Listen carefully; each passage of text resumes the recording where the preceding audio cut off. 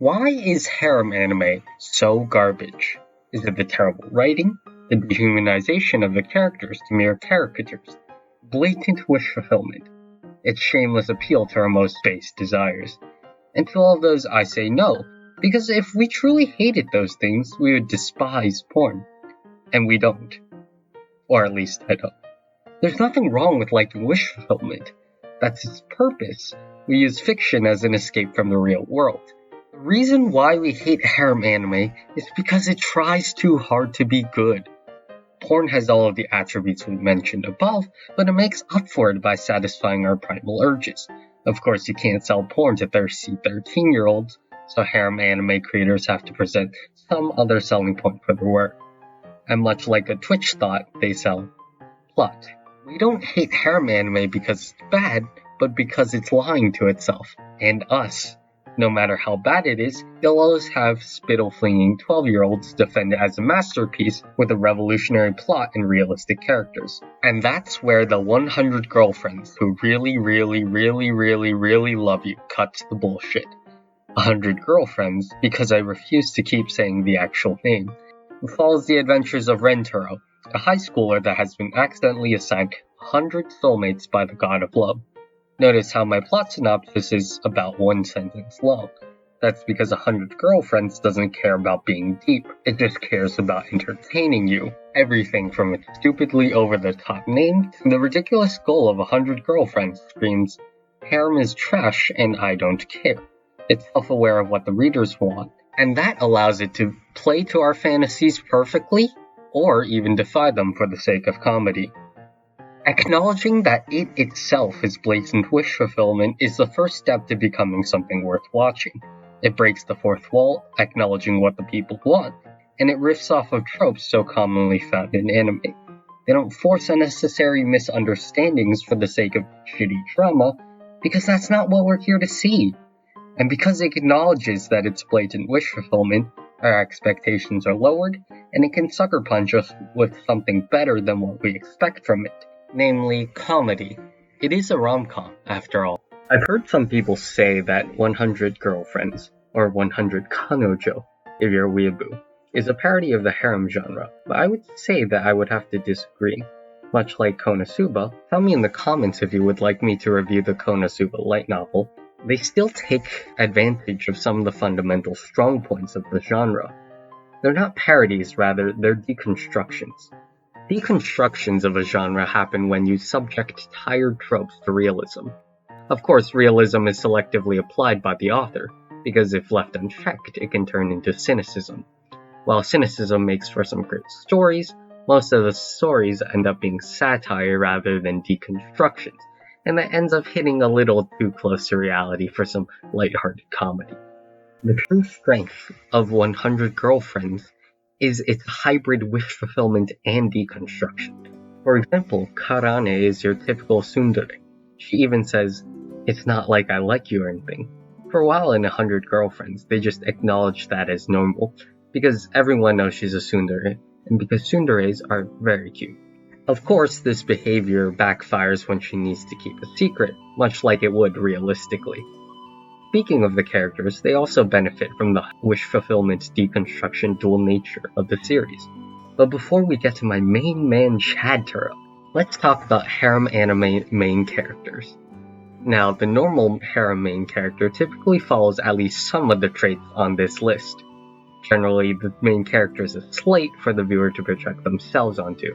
The main character has to be dense, because otherwise he'd be a scumbag for ignoring the feelings of the girl he's leading on. And because the target audience is 13-year-olds and basement-dwelling mouth-breathers who've never made eye contact with a femoid, the male can't make first contact. Consequently, watching them feels like being on the receiving end of a colonoscopy. So typically, the boy has to save the girl from some sort of danger, which of course doesn't cause people to fall in love with you, otherwise doctors would be harem lords by now. Back to our main character. From the wish fulfillment side of things, is 100 girls hot, ready, and willing to be his soulmate from the moment they lay eyes on him. But from the deconstruction side of the manga, he's the most loving, kind, perceptive, and supportive boyfriend ever conceived, which you need to be realistically if 100 girlfriends are gonna fall for it. The moment they truly fall in love with him is when they realize the sheer amount of effort he puts in for their sakes. As a boyfriend, he defies genre tropes by being emotionally intelligent. How could this be? For example, at one point, resident tsundere feels insecure about her bodily proportions, as many of us can relate to on a universal human level. There are plenty of anime clips out there that would let your typical flat-chest insecurity moment play out for the sake of I'm hard-pressed to call it comedy. But Rentaro neatly defies this tired trope by acting like, a good boyfriend. He notices, and by assuring her insecurities and encouraging honest and healthy dialogue, this fictional relationship is shaping up to be a lot healthier than most real ones. Rather than a colonoscopy, watching Rentaro is like a concerningly pleasurable prostate exam. Of course, his overwhelming love is exaggerated to its comedic limits. He fell in love for the first time when he was 8 months old, and he cannot physically harm his girlfriends, throwing up blood if he tries. However, in contrast to his usual gentle demeanor, he goes batshit insane if you insult his girlfriends. Unlike your average MC, he is actually the perfect boyfriend. Oh shit, I think I have a crush on him. Although Rentaro is quite possibly the best part of this manga, we can't talk about a harem rom-com without talking about his harem. We've got Hikari, Karane, Shizuka, and Nano. There are daidaidaidaidai, tsundere, yandere, and kudere, respectively. Note how there's no yandere, because yandere is trash. Don't stick your dick in crazy, boys. These girls are the first 4 we meet, and it's not surprising that they're all tired character archetypes, considering how the series plays off of standard tropes the way it does. Initially, all of these characters are the very embodiment of the tropes they convey, and it's played straight. All of them are hyper-exaggerated versions of their respective archetype. Hikari finds everything Rentaro does hot, whether or not she's supposed to. Karane isn't just a tsundere for the person she likes, she's a tsundere for everything. Shizuka is so shy that she can only speak through Frankensteining sentences from her books. Later, a text-to-speech app that Rentaro painstakingly hand-copied all of her favorite books into. Just another reason to love him. And Nano, who is so obsessed with efficiency, she takes nutrient supplements in place of food. She swallows her food whole, and she has no gag reflex, which I'm sure Rentaro will be very pleased by.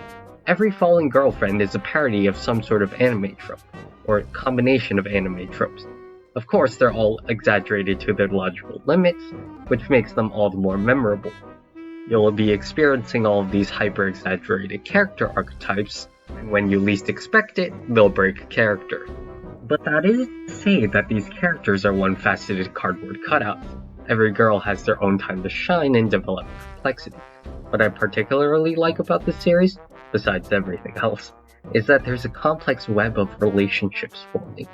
In a normal harem, the girls wouldn't have any significant relationship with anyone but the main character. But here, each girl interacts with the other girls in a different way, which helps them feel more realistic. This level of depth is despite the absurdism present, and to develop each character even further, there are actually some serious moments in the series. And of course, because what did you expect? The serious moments are still used for comedy. Here's a minor spoiler coming up, skip to the timestamp to avoid. My favorite moment in the series is when Hikari is locked in her mansion by her absurdly rich and overprotective mother, and naturally Rentaro tries to infiltrate the mansion to reason with Hikari's mother and save Hikari. Despite her rivalry with Hikari, Karane gets a serious character development moment when she admits that she might be friends with Hikari and wants to save her too. Nano also gets a boost of motivation, assisting Rentaro not just because she's his girlfriend, but because she genuinely respects Hikari as a friend in person. Even if it means hurting herself, she'll make any sacrifice to save Hikari. Shizuka sees the motivation and the spirit of her fellow girlfriends, and when faced with an insurmountable obstacle, despite normally being a shy girl, she reaches deep inside her and finds the courage to keel over and give up, because she's too physically weak to do anything significant. Spoiler over. The humor in this series kind of reminds me of Gintama's serious moment, when a gaggle of idiots suddenly becomes surprisingly competent. You're like, oh shit, things are getting serious. and then they fuck up again, and you go, oh yeah, that's par for the course. The juxtaposition of the absurd and serious makes the comical parts funnier, and the serious parts more impactful. Anyway, for those of you who skipped the minor spoiler, here's a summary. The series pretends it follows certain tropes, only for it to sucker punch you by defying expectations. One final thing to praise in this manga is the art. Nozawa Yukiko did a ridiculously good job with the character designs and facial expressions. In addition, her art skills have really evolved to be more distinct for this particular series over time, so it's really pleasing to see the progress of her art. Currently, at the time of writing, the series is at 34 chapters, and releases a new chapter for free weekly on their website. The translations may take 1 or 2 days to come out though. Chapters 30 to 34 are available on Mangadex.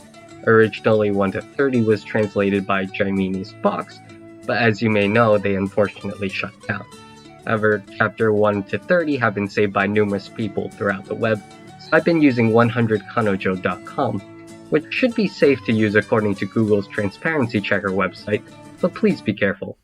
Volumes 1 to 3 have physical releases, so please buy them to support the author once they're available in your country. Also subscribe to the channel if you want to support my work.